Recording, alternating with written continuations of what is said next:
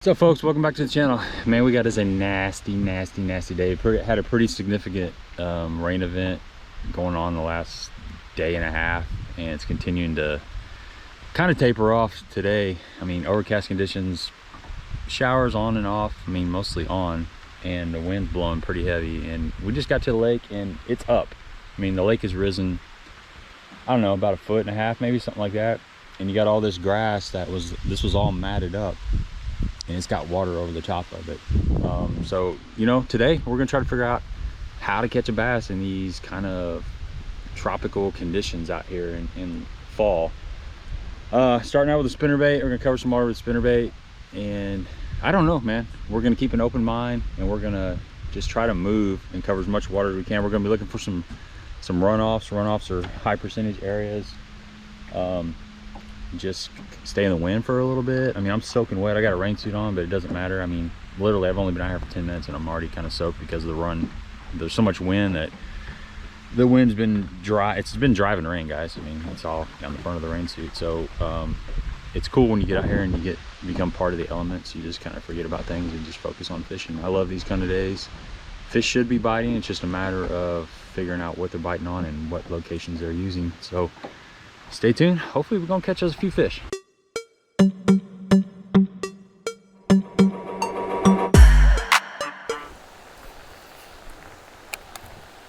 Something they don't like about a spinnerbait.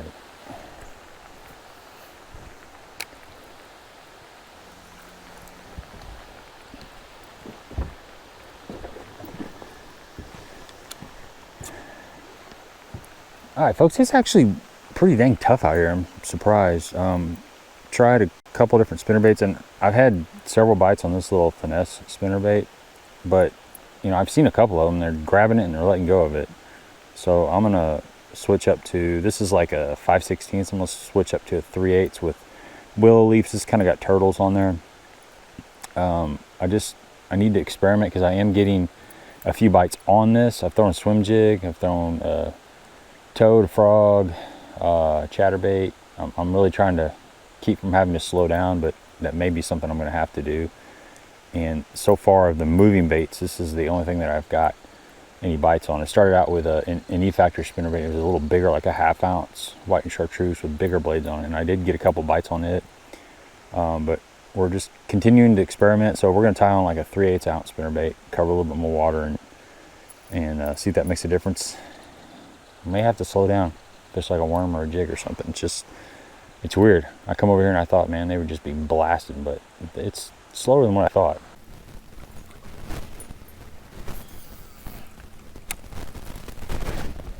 There he is. Fish was right on the dang bank. The spinnerbait change. Get up in here.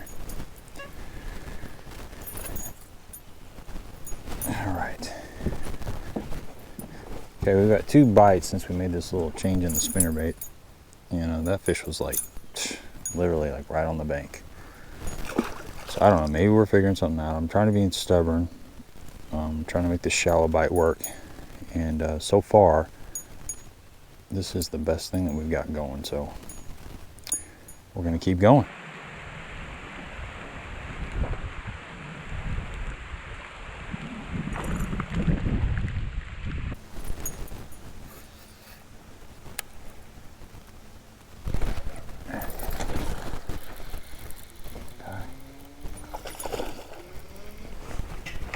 He got strong. Looks like he got strong right at the boat. Okay. That's 2 pretty quick. We made this little spinnerbait change. So maybe we're onto something. Got a little confidence anyway. They're getting this one a whole lot better than they were the other 3 that I've been throwing.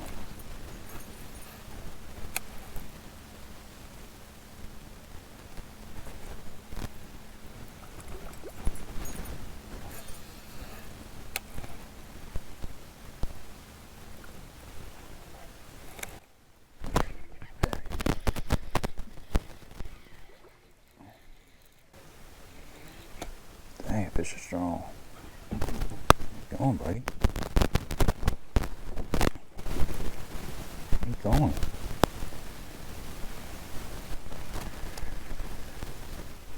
God, good fish. Just saw a giant. He followed my spinner. There we go. That's a good fish. All right, I think we figured something out, folks. I think we figured something out. That's a good fish. Nothing wrong with that guy. Not getting it real good. I mean, look at that. And I just had probably like a 5-pounder just swimming along underneath the spinnerbait right back there before I caught this one. I think that camera's fogged up. Hopefully you can see this fish. So yeah, kind of what I'm figuring out is, you know, I've fished a lot of the main lake and I haven't given up on it, but we're kind of creeping in on the backs of these coves and these little side pockets. It seems like I'm getting some bites in these little side pockets, and then we're all the way in the back of this cove. And I've had a couple bites back here. Like I said, I had that big one. I just caught that one. So we're starting to put a little bit of something together. It's not dialed in, but you know, you just got to get some clues, and I think we're getting some clues. Like I said earlier, I've made several adjustments with the size of the spinnerbait and the color and the blade combinations and stuff, and I am getting some bites, so we're going to keep running this.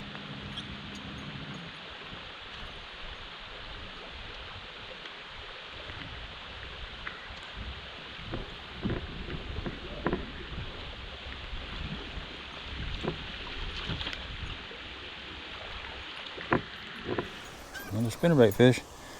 Shallow. Right where you think he should be. Alright, there we go, another one. Gotta keep covering water.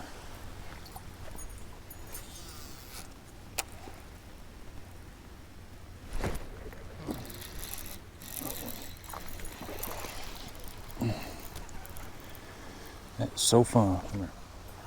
There we go. Alright, man. That spinnerbait switch is definitely the deal. I mean, we're not getting a ton of bites. We're still having to cover a lot of water. It's like we're skinny. But, you know, I keep trying different things, and when I come back to this spinnerbait and just keep it in my hand for 15 minutes, I'm getting a bite. So, 3/8 ounce War Eagle. Something about that gold blade, man. I really feel strongly about a gold blade. Silver on the back. Big silver, smaller gold. And this is just kind of a translucent skirt because the water is still pretty clear. Even though we've got a lot of rain, it really hasn't muddied up. So, you know, I started out with that bold kind of white and chartreuse. It was just too bright. So, covering water. We're going to continue to cover water until we run out. We're going to catch a big one here in a minute. Saw a big one a while ago. Just kind of trailing this thing.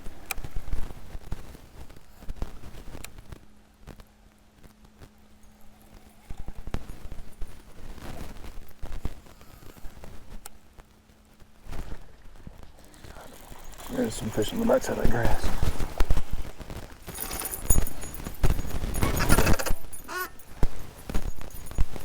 Straighten that spinnerbait out though. Yeah, I mean that fish was in like 6 inches maybe.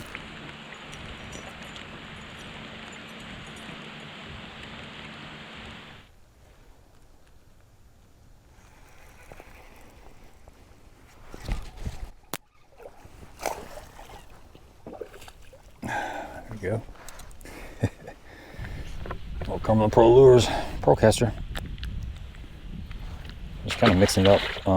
Grass is real thick here, so I've been kind of throwing this on the outside grass line just to see. Swim it back and the sucker grabbed it. I bet you can't even see this.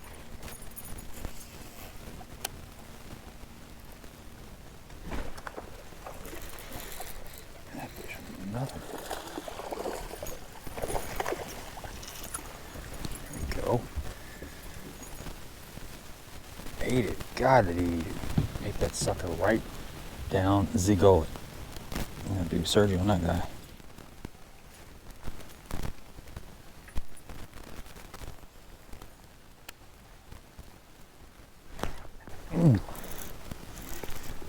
Just came out of the water to grab that. That's a big one, guys.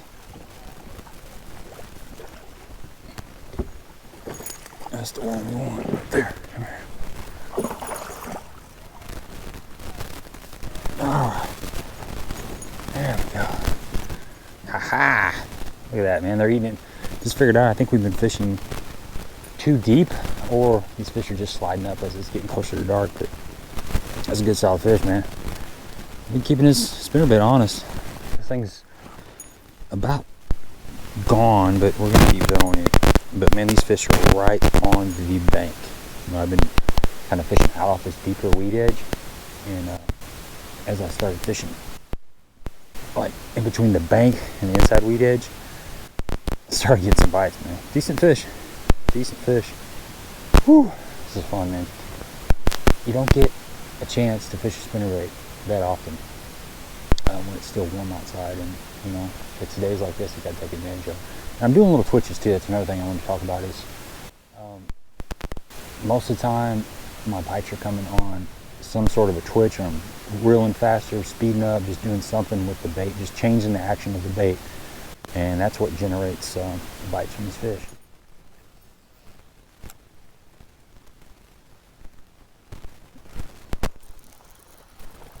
So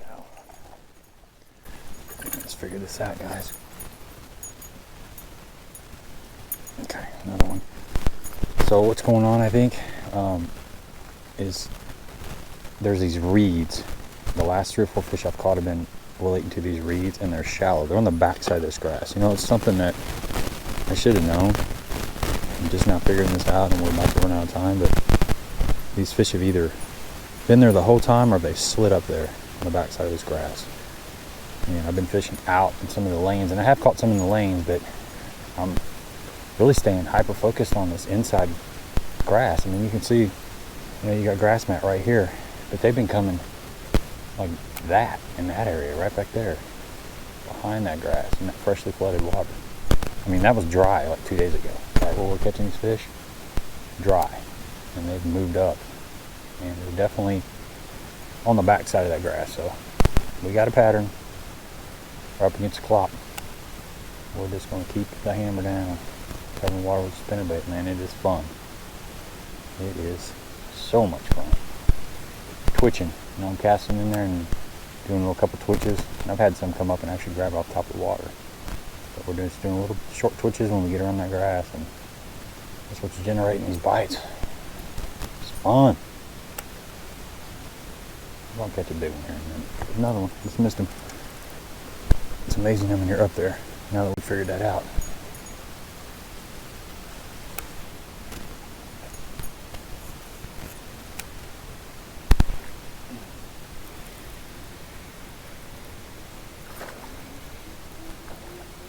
Around those reeds again.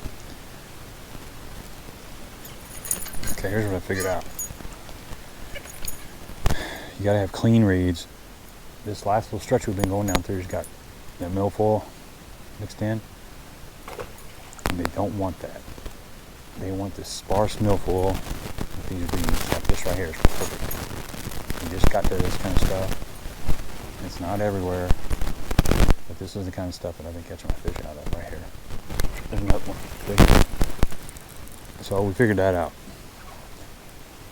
If you can find that sparse, this spinnerbait's about trashed. Just sparse reeds like this right here with a little bit of milfoil mixed in. That's the pattern, guys. We just figured out the pattern. Took us long enough, but that's what we're looking for now. Now this is getting too thick right here. You see the difference in that? Kind of sparse, and then this right here is like a solid mat. They want to be in that stuff, and it's not everywhere. So you just got to keep moving down the bank until you see it.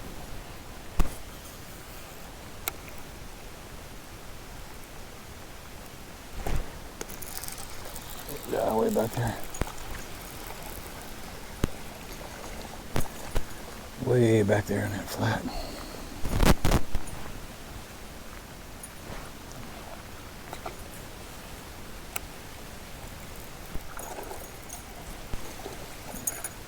Little guy.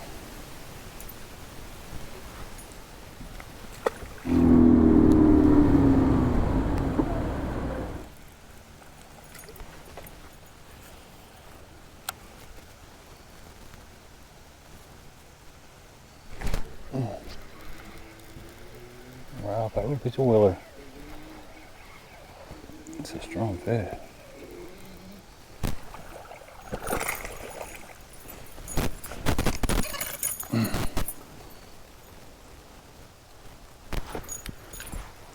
Wow. That sucker was strong. One little piece of that grass right there. That's stocky grass, and that's where that fish was at. All right, folks, that's right. Give me a thumbs up if you appreciate the content, and a subscribe would be greatly appreciated. Man, it's still raining. It's we got about 30 more minutes till it's dark, and it just rained all day long.